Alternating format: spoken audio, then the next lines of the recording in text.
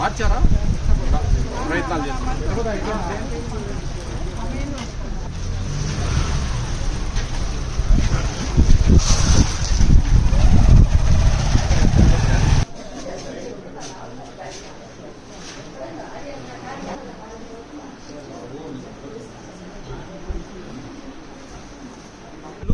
నీళ్ళలో కడిగేటప్పుడు ఖచ్చితంగా మన వాళ్ళు ఒకసారి అబ్జర్వ్ చేయాలి. ఎన్ని గ్రాములు ఎన్ని కిలోలు వేస్తున్నారు అని. 6 రోజులకి ఇద్దరిని వేయండి. ఇప్పుడు 16 మంది 8 భాగాలు అవుతాయి కదా. 9వ వారం ఈ మొదటి ఉండే వాళ్ళు వస్తారు. మీకు కూడా ప్రాబ్లం ఉండదు. నేను ఎందుకు చెప్తా ఉన్నానంటే సాంబార్కు దాలు 30 గ్రాములు వేయాల్సిన అవసరం లేదు. 25 గ్రాములు వేసి ఆ 5 గ్రాములు పప్పుకు వాడచ్చు. ఎక్సెస్ 7.5 గ్రాము అవసరం లేదు. ఈ ఆయిల్ బిర్యానీ అప్పుడు ఎక్కువ వాడచ్చు. అర్థమైందండి. అదే 6 మంది ఆ ఇద్దరు ఉంటే 6 రోజులు ఇది మేనేజ్ చేయగలరు. చికెనా రాయిమాల? ఎంతమంది పిల్లలు ఉన్నారు? మీకు పర్సెంటేజ్ ఉంటుంది కదా. ఓసీలు ఎస్సీలు ఎస్టీ. ఉప్మా ఎందుకు ఇష్టం లేదు? బంగ ఉంటుందా? 12 కరెక్ట్, కానీ సాటర్డే కదా. అప్పుడు నీ పేరు? 11 సూర్యకుమారి. 11 ఇది కరెక్ట్. నేనేమడిగాను?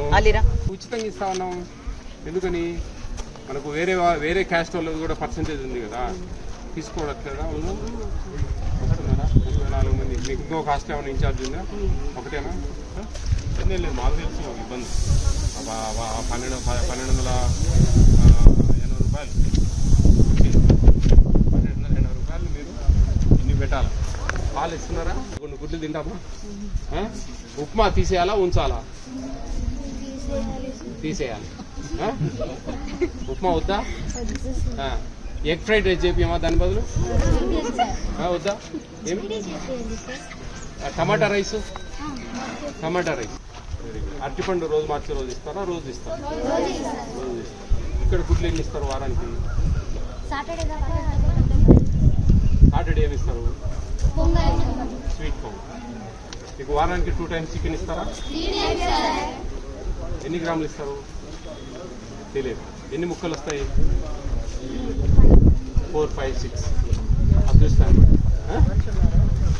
ఓకే. 3 టైమ్స్ ఇస్తారా? ఎగ్ 3 ఇస్తున్నారా వారానికి? రోజు మార్చి రోజు. మొహమ్మద్ అలీ బాగుందబ్బా. మీ పిల్లలు బాగా చెప్పారు.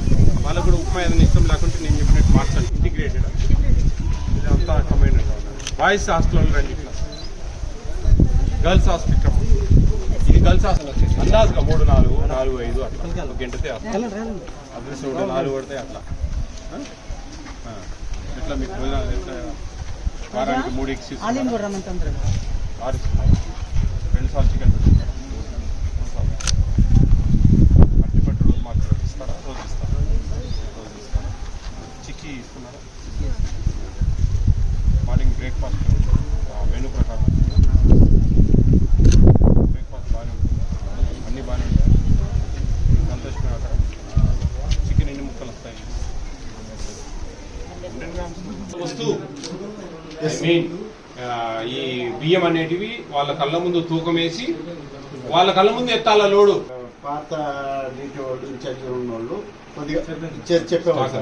ఇప్పుడు దాదాపు 6 మంత్స్ నుంచి వేరే కొత్త డీటీ వచ్చినాక మాత్రం కట్టన పేమెంటే జరుగుతుంది. వేరే అర్ధాకలు మిగతా తీర్చుకోవడానికి వేరే ఆలోచన చేయాలా? మార్గం లేదు అక్కడ. కాబట్టి అర్థం చేసుకోండి. మీరు ఎక్కడ డబ్బాలు పెట్టిపోయొద్దు.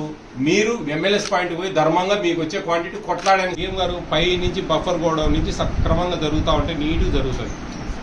వాళ్ళ తర్వాత ఇక్కడి నుంచి తీసుకుపోయిన వాళ్ళు అమ్ముకుంటా ఉన్నారు. ఇంకోటి అనేది వాళ్ళ కృపాప్రాధం, వాళ్ళ సొంత డిసిషన్. మనం ఏం చేయలేం కదా. 4,26,26 మందికి మనం రైస్ ఇస్తాం ఏపీ స్టేట్ 5 కేజీలతో.